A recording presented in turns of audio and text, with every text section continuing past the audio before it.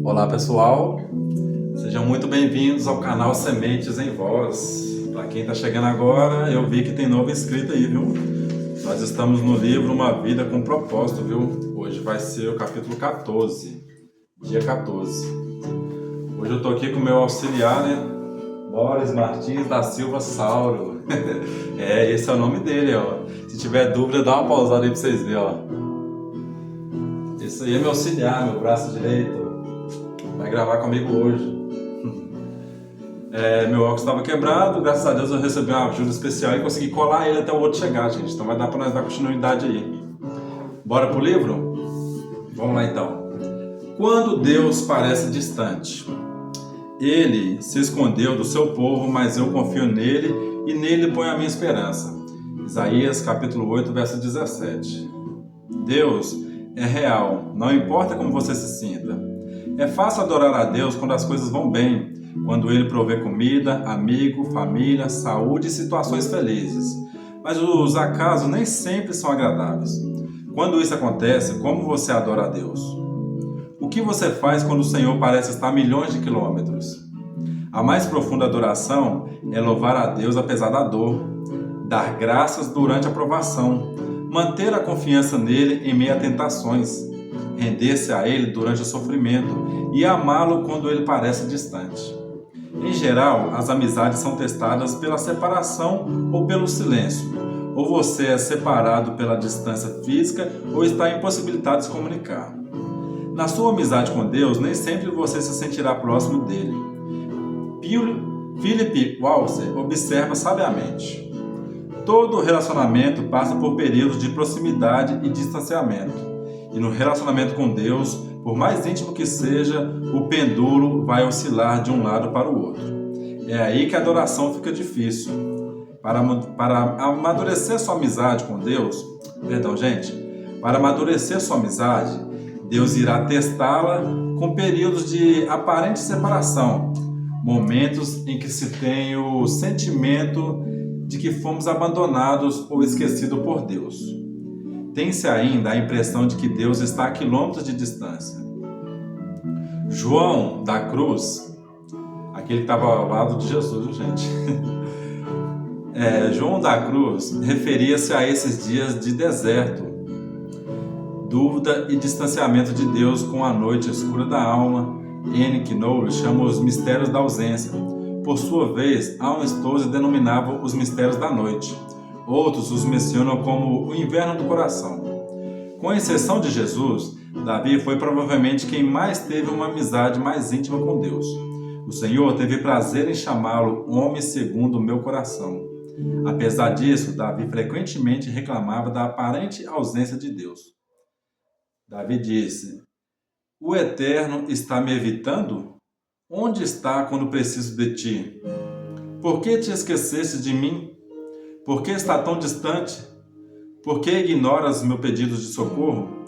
Por que me abandonastes? Essas são falas de Davi. É óbvio que Deus não abandonará realmente Davi, assim como não abandonará você. Ele prometeu várias vezes jamais nos abandonar ou rejeitar.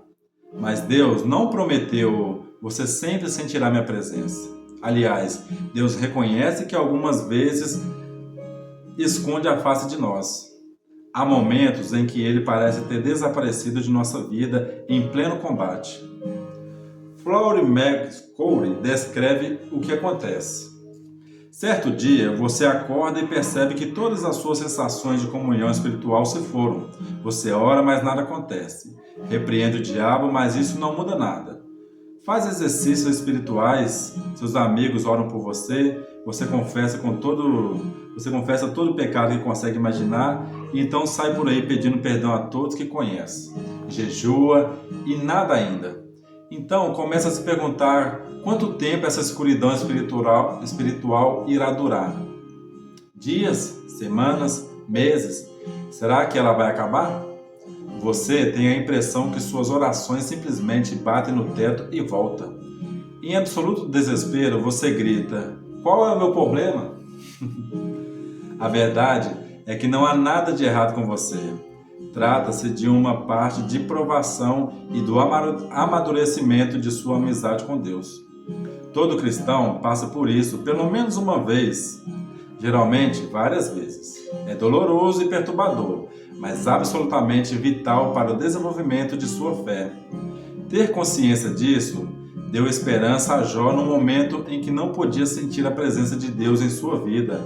Ele declarou: "Vou para o Oriente, mas lá não está. Vou para o Ocidente e não consigo encontrá-lo. Não o vejo no Norte, pois se esconde. Volto-mo para o Sul, mas não consigo achá-lo.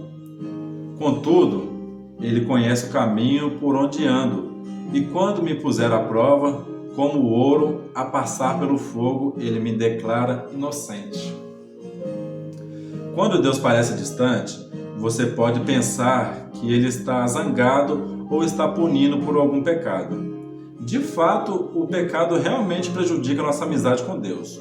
Entristecemos o Espírito Santo e sufocamos nosso relacionamento com Ele quando desobedecemos a Deus. Entramos em conflito com alguém, excedemos-nos no número de atividades, criamos vínculos de amizade com o mundo e assim por diante. Essas coisas afastam realmente a gente de Deus. O meu assistente querendo dormir. Contudo, frequentemente, esse sentimento de abandono e afastamento de Deus não tem nenhuma relação com o pecado. É um teste de fé que todos devemos enfrentar. Será que você continuará a amar, obedecer e adorar a Deus e a confiar nele, mesmo quando não sente sua presença nem a evidência visível da ação divina em sua vida? Nos dias de hoje, o erro mais comum que os cristãos cometem ao adorar é buscar uma experiência em vez de buscar Deus.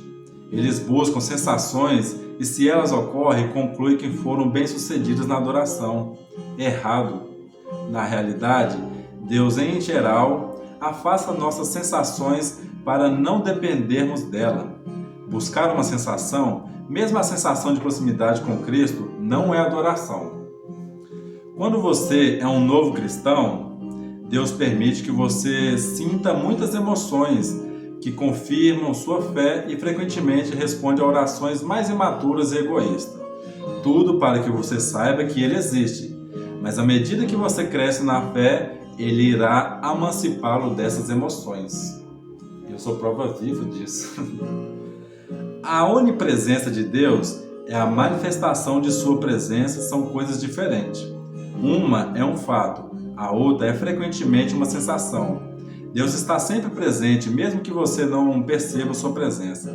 E a presença divina é profunda demais para ser medida por uma simples emoção. Sim, Deus quer que você sinta a presença dele, mas está mais interessado em que você confie nele, não tanto no que sinta.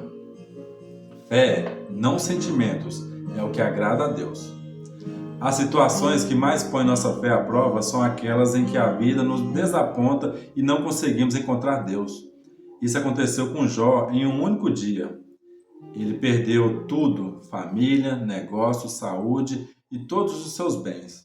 E o que pior, ao longo de 37 capítulos do livro, Deus não diz absolutamente nada.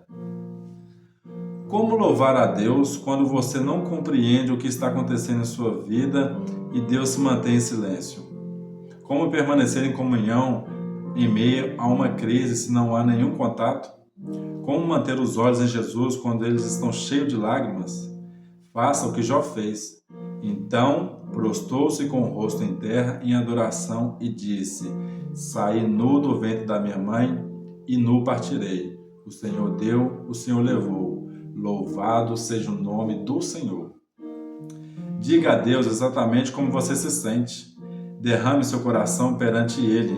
Descarregue todos os seus sentimentos. Jó fez isso. Não posso ficar calado. Estou aflito. Tenho de falar. Preciso me queixar, pois o meu coração está cheio de amargura. Quando Deus lhe parece distante, Quando Deus lhe pareceu distante, Ele chamou-o. Como tenho saudade dos dias do meu vigor, quando a amizade de Deus abençoava a minha casa. Deus pode lidar com suas incertezas, sua raiva, seu sofrimento, sua confusão e sua indagação. indagações.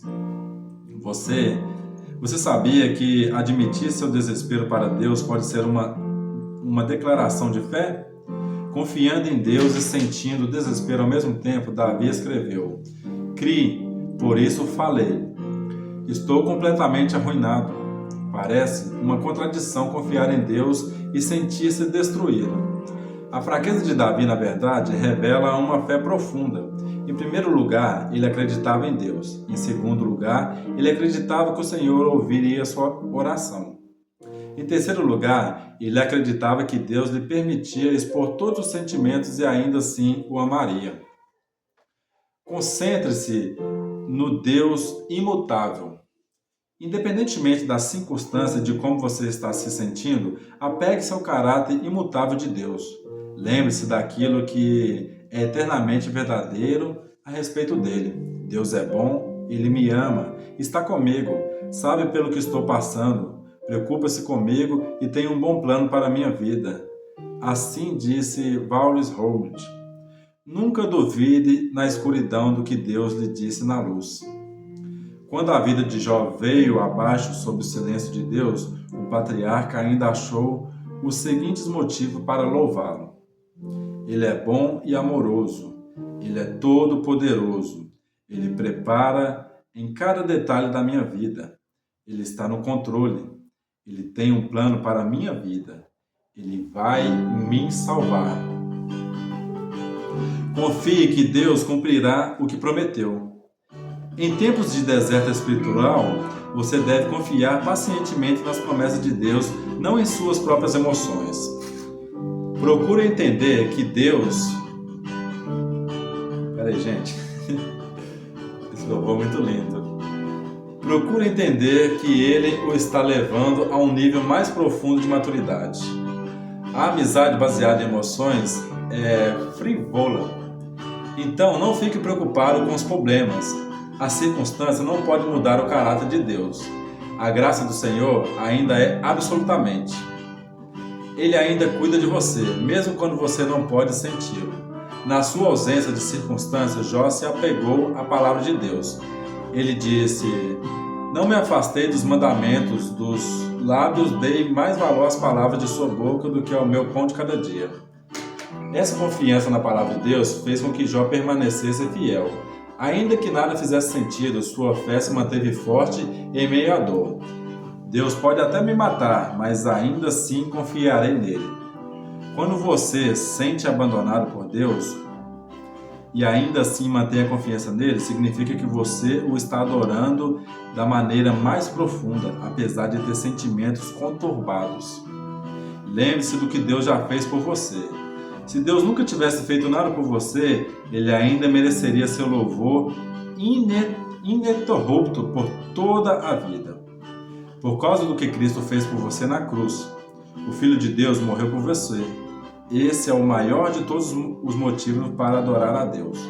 Infelizmente, esquecemos nos detalhes cruel do torturante sacrifício que Deus fez a nosso favor. A familiaridade gera complacência. Mesmo antes da crucificação, o Filho de Deus foi desnudado, espancado até ficar quase irreconhecível, açoitado, ridicularizado e escarnecido, coroado com espinhos e cuspido de forma humilhante. Ultrajado e ridicularizado por homens cruéis, ele foi tratado pior que um animal. Então, quase inconsciente pela perda de sangue, foi forçado a arrastar uma cruz colina acima. Foi pregado nela e deixado para morrer em lenta e excruciante agonia.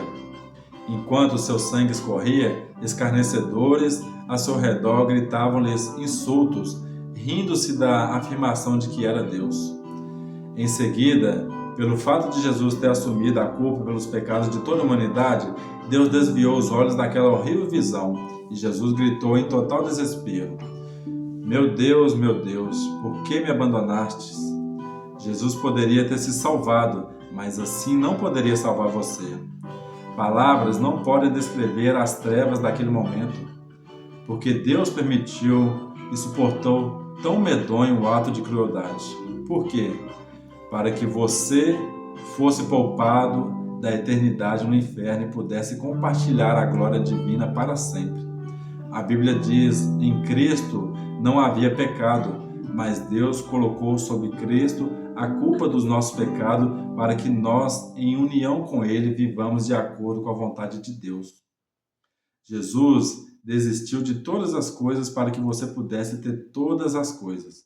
Ele morreu para que você pudesse viver para sempre. Somente isso já é o suficiente para o nosso agradecimento e louvor contínuo e justifica nunca mais perguntar por que motivo devemos ser gratos.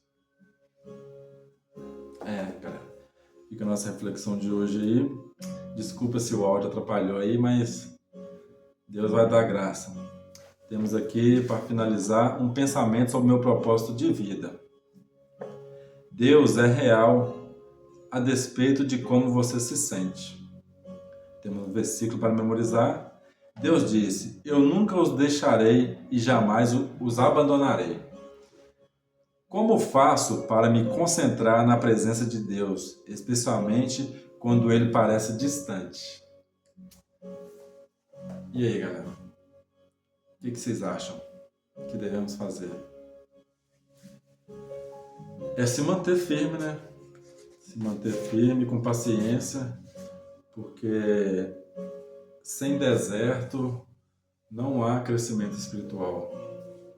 E eu sou prova viva. Eu passei por um deserto aí, quem me conhece sabe que eu fiquei uns dias sem trabalhar também por causa do meu acidente com o pé, né? Mas graças a Deus voltei a trabalhar e as coisas estão só melhorando.